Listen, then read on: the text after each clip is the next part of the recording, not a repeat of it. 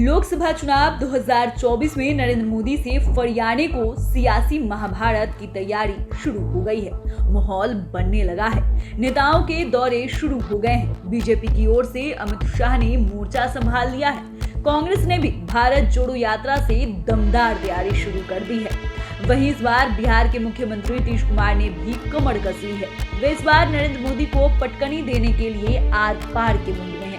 विपक्षी नेताओं को एक मंच पर लाने के लिए नीतीश कुमार दौरे भी करने लगे हैं। नीतीश कुमार के इस रूप को देखकर विपक्ष के कई नेता काफी गदगद हैं। वहीं ये पीएम पद के बड़े चेहरे माने जा रहे हैं। हालांकि नीतीश कुमार खुद को इसके दावेदार नहीं मान रहे हैं, लेकिन ये भी सही है कि नीतीश कुमार के पीएम पद की राह में कुछ बड़े कद वाले नेता हैं। ऐसे में आज हम आपको बताएंगे 5 उन बड़े कद वाले नेताओं के बारे में जो नीतीश कुमार के पीएम पद की राह में है। नीतीश कुमार के पीएम पद की राह में 5 बड़े कद वाले नेताओं की लिस्ट में 5वें नंबर पर दिल्ली के मुख्यमंत्री अरविंद केजरीवाल है। आप जान ही रहे हैं कि दिल्ली में 2 टर्म से लगातार मुख्यमंत्री बने हुए हैं। नरेंद्र मोदी और पूरा बीजेपी महकमे के नहीं चाहने के बावजूद अरविंद केजरीवाल ने विरोधियों को धूल चटा दी है। केजरीवाल की आप पार्टी ने इस बार तो पंजाब में भी बीजेपी के मंसूबे पर पानी फेर दिया और आप पार्टी अरविंद केजरीवाल को पीएम पद का उम्मीदवार बनाना चाहती है। नीतीश कुमार विरोधियों को एकजुट करने की मुहिम में पूरे समर्पित भाव से लग गए हैं। उन्होंने इसी कड़ी में अरविंद केजरीवाल से मुलाकात भी कर ली है। दोनों नेताओं में गर्मजोशी के साथ मुलाकात हुई है। पॉलिटिकल एक्सपर्ट की माने तो दिल्ली के मुख्यमंत्री अरविंद केजरीवाल की पार्टी आप की दिल्ली और पंजाब में मजबूत पकड़ है। दोनों राज्यों में आप पार्टी सरकार में है और इन दोनों जगहों पर लोकसभा की कुल 20 सीटें हैं। इसके अलावा आपने गुजरात, गोवा, उत्तराखंड में भी आधार बना लिया है। ऐसे में इन राज्यों के भी चुनाव पर केजरीवाल का अच्छा खासा असर पड़ सकता है। बता दें कि आम आदमी पार्टी बीजेपी के साथ मुख्य मुकाबले में आने के लिए मुख्यमंत्री अरविंद केजरीवाल सरकार के मॉडल को जोर शोर से प्रचारित कर रही है। इस लिस्ट में पश्चिम बंगाल की मुख्यमंत्री ममता बनर्जी 4थे नंबर पर है। विपक्ष की राजनीति में ममता बनर्जी का कद भी काफी बड़ा है। ये भी नीतीश कुमार की ही तरह विपक्षी एकता की वकालत कर रही हैं, लेकिन नीतीश कुमार कांग्रेस को साथ लेकर चल रहे हैं, जबकि ममता बनर्जी उसके बिना आगे बढ़ना चाह रही है। ममता ने इस बात के संकेत भी दिए हैं कि 2024 में कांग्रेस के अलावा लेफ्ट के साथ भी उनका गठबंधन नहीं होने वाला है। ममता बनर्जी ने कहा कि नीतीश कुमार और हेमंत सोरेन के अलावा समाजवादी पार्टी के अखिलेश यादव, राजद के तेजस्वी यादव और अन्य नेता बीजेपी को 2024 में सत्ता से बेदखल करने के लिए तृणमूल कांग्रेस का साथ देंगे। दरअसल विपक्षी पार्टियों में ममता बनर्जी की गिनती बीजेपी के खिलाफ सबसे मुखर नेता के तौर पर होती है। ममता पश्चिम बंगाल में लगातार तीसरी बार मुख्यमंत्री बनी है और उनकी पार्टी तृणमूल कांग्रेस का यहाँ खासा प्रभाव है। पश्चिम बंगाल में लोकसभा की 42 सीटें हैं। ममता की पार्टी ने 2019 के लोकसभा चुनाव में 23 सीटों पर जीत हासिल की थी। हालांकि ममता बनर्जी ने कोलकाता के एक कार्यक्रम में कहा है, मैं, नीतीश कुमार, हेमंत सोरेन और कई अन्य लोग 2024 में एक साथ आएंगे। सभी विपक्षी दल बीजेपी को हराने के लिए हाथ मिलाएंगे। एक तरफ हम सब होंगे और दूसरी तरफ बीजेपी उसके 300 सीटों का अहंकार को तोड़ेंगे। 2024 में खेला हुए। तेलंगाना के मुख्यमंत्री चंद्रशेखर राव इस लिस्ट में 3रे नंबर पर है। इनका भी विपक्षी खेमे में बड़ा नाम है और दक्षिण भारत में बड़ा कद है। हालांकि ये बड़ी पहल करते हुए अगस्त 2022 के लास्ट में बिहार के दौरे पर आए थे।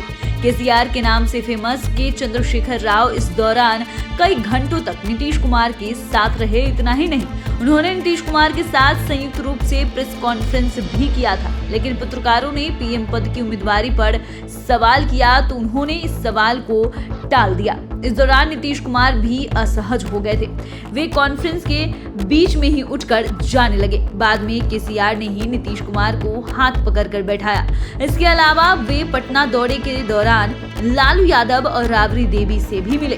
उनके इस बिहार दौरे ने दिल्ली से लेकर दक्षिण भारत तक की सियासत में हलचल मचा दी है और बिहार दौरे पर आए केसीआर के प्रधानमंत्री नरेंद्र मोदी से किए गए सवाल और बीजेपी पर किए गए हमले ये बताने के लिए काफी है कि उनका इरादा क्या है और 2024 में वे क्या करने वाले हैं।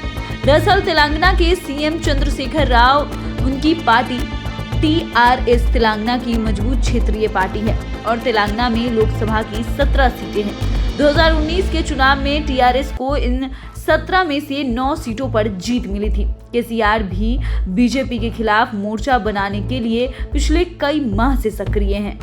नीतीश कुमार के पीएम पद की राह में 5 बड़े कद वाले नेताओं की लिस्ट में दूसरे नंबर पर शरद पवार है। ये एनसीपी यानी राष्ट्रीय कांग्रेस पार्टी के सुप्रीमो हैं और इनकी गिनती विपक्ष के सबसे अनुभवी नेताओं में होती है। महाराष्ट्र में पिछले विधानसभा चुनाव के बाद उद्धव ठाकरे की सरकार बनाने में इनका अहम रोल था और कई दफा इन्होंने उद्धव ठाकरे की सरकार को बचाया भी था।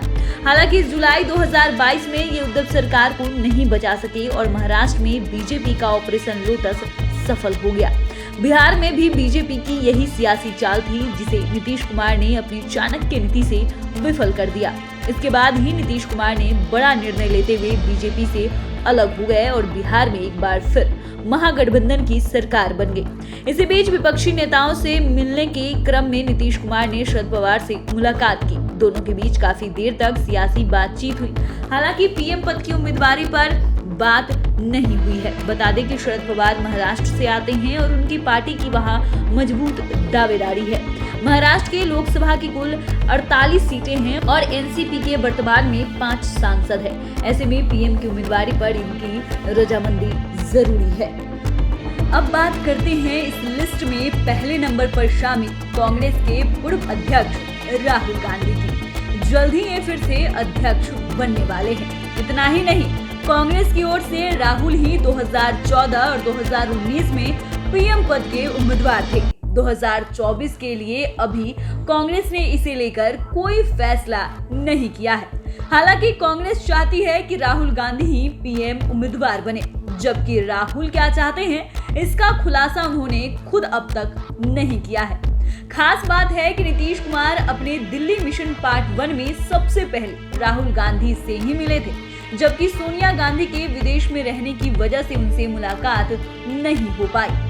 बता दें कि कांग्रेस वर्तमान में लोकसभा में सबसे बड़ी पार्टी है। 2019 में कांग्रेस को 52 सीटों पर जीत मिली, जबकि 210 सीटों पर पार्टी दूसरे नंबर पर बनी रही। यानी कुल 262 सीटें ऐसी हैं जहां कांग्रेस बीजेपी से सीधे मुकाबले में रही।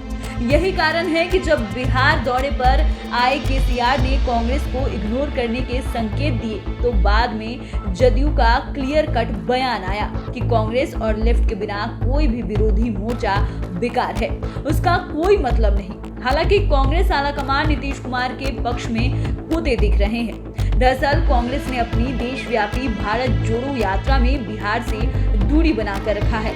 पॉलिटिकल एक्सपर्ट इसका पॉजिटिव संकेत मान रहे हैं कि राहुल गांधी बिहार में नीतीश कुमार की रणनीति में कोई खलल डालना नहीं चाहते हैं। तो फिलहाल के लिए इतना ही। अगर आपने अभी तक चैनल को सब्सक्राइब नहीं किया है तो सब्सक्राइब कर ले, फेसबुक पेज को लाइक करना बिल्कुल भी ना भूलें। और हाँ, अब आप हमारे साथ ट्विटर के माध्यम से भी जुड़ सकते हैं। वीडियो देखने के लिए आपका धन्यवाद।